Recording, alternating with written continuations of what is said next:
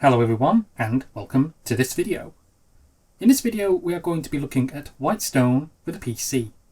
The game was developed and published by Hailstone Games and is a murder mystery type game mixed in with various other stuff such as steampunk and horror. What's the game about and is it any good?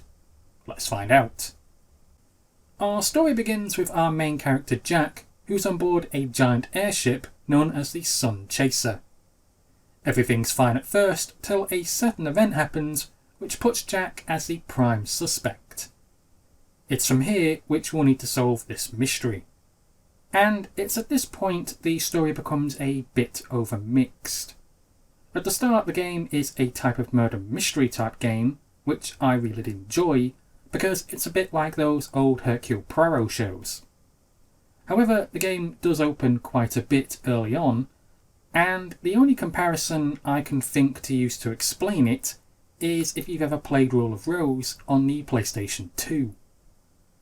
The game's story and gameplay feels as if it's trying to imitate various other games such as Parasite Eve, Persona, Rule of Rose and a few others all rolled into one.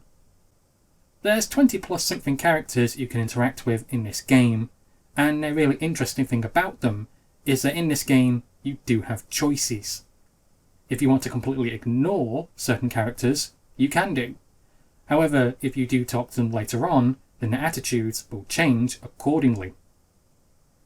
It's a case of who you can or can't trust, and who you should or who you shouldn't keep at a distance. Like the story, the gameplay feels as if it's trying to maybe do too much, rather than focus on one thing and just be good at that.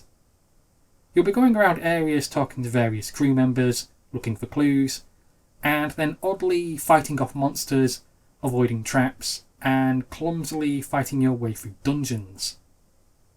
It's as I've previously mentioned, the game does have a very Rule of Rose feel to it. Considering only about 3 or 4 people worked on this game, the graphics are exceptionally nice and have a lot of detail to them. And the great thing about this game, when you look at it with its graphics, is that the devs clearly learned a lot whilst making the game, and they realised that angles do matter. If you look on the Twitter page, you can see the before and after images to see just how much they learned in such a small space of time. The areas in which you'll be exploring feel much like everything else within the game. Sometimes you'll literally be doing nothing but be in what appears to be a straight corridor, and then other times you'll get really large open areas to explore. Yet that is the interesting thing about this mystery. It might look like a straight hallway, but you'll need to go over every single nook and cranny of it looking for clues or hints that you might have missed. And if you do a replay of the game, you'll find that there may be things this time that weren't there before. If you're unsure whether to buy Whitestone or not, then here's the main details in short. The game is about 10 to 15 hours long per playthrough. There's various endings that you can get. The graphics and settings are nicely done.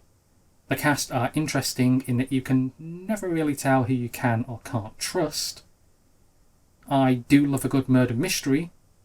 The combat feels awkward and clumsy like how things were in Silent Hill 1, and the game does have that odd Rule of Rose feel to it, which I do like, but then at the same time it's like the game's trying to cram too much in at once, rather than just staying for the mystery part and being really good at that.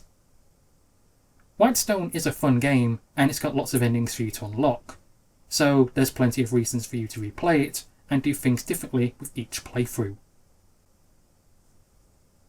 Well, that's it for this video guys, thank you for listening, thank you for watching, and please subscribe.